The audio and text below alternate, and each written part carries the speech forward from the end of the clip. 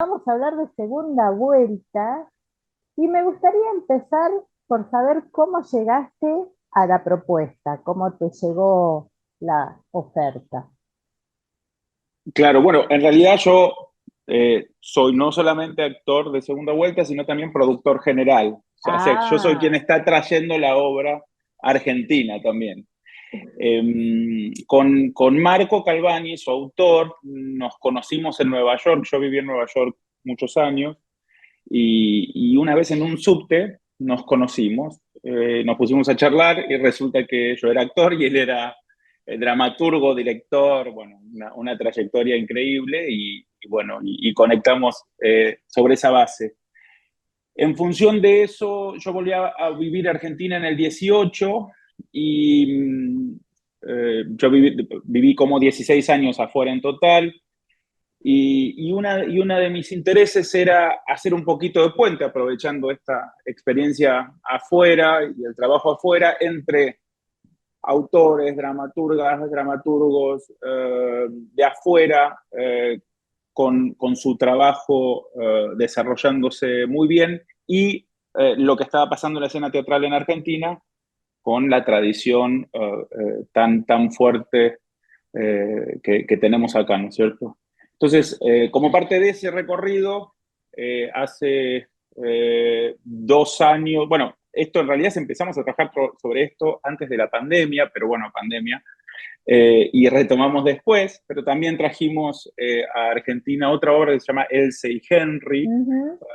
que se presentó en el Teatro del Extranjero. Recibimos una nominación a los premios ACE en la categoría Revelación por el trabajo actoral, de una autora española, y ahora estamos trayendo esta obra de un autor italiano, pero que vive en Los Ángeles porque ahora está muy dedicado al cine también.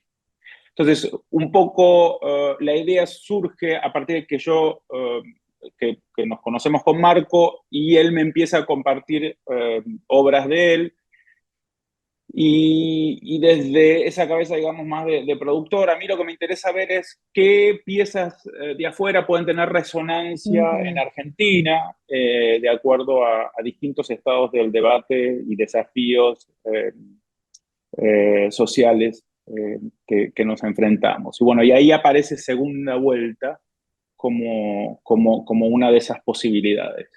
Y a partir de ese momento, bueno, empezamos a trabajar y a conformar el equipo argentino.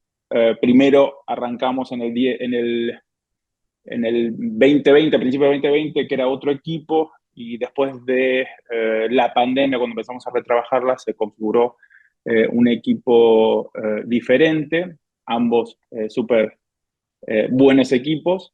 Pero bueno, también hay algo para mí muy lindo del equipo actual, es que yo soy el único varón, digamos, del equipo corazón, porque es una obra que aborda justamente relaciones de género, que no son otra cosa que relaciones de poder, ¿no es cierto? Eh, y bueno, en los contextos en los que vivimos, por lo general, relaciones de poder de lo masculino por sobre lo femenino.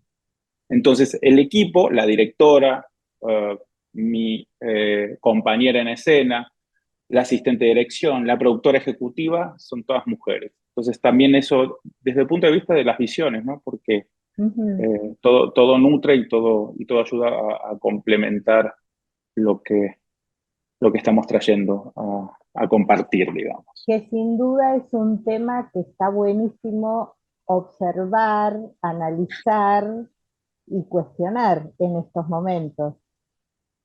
Totalmente, totalmente.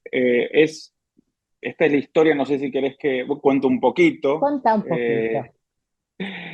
Es la historia de, primero, dos personas que no se conocen, aparentemente, después de un profesor de filosofía y su alumna, aparentemente, y a medida que va transcurriendo la historia, nos vamos dando cuenta que hay una historia, un pasado ahí. Um,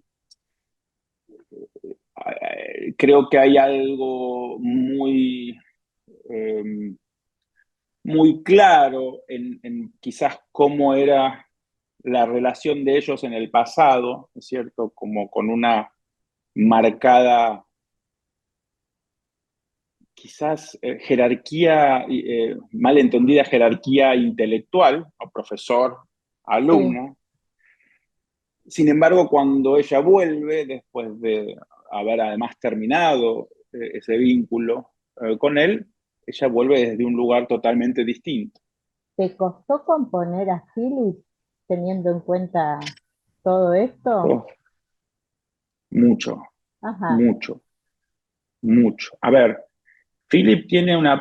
Acá hay algo muy interesante, ¿no? Porque la obra aborda eh, algo muy complejo como son las relaciones de poder basadas en el género y como es la violencia de género, en alguien que es un profesor de filosofía, reconocido, ¿no?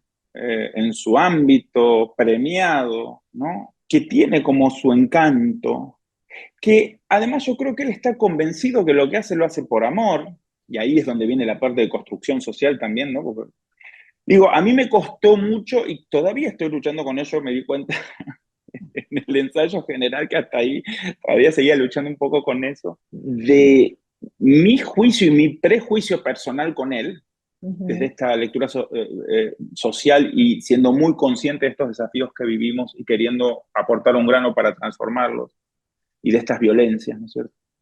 Pero claro, al interpretarlo necesito también entender los matices y quizás no partir de ese juicio, sino de, bueno, el amor lo entiende así, que es una cagada, ¿no? Porque, bueno, es el amor, y ahí es donde vuelvo al constructo social.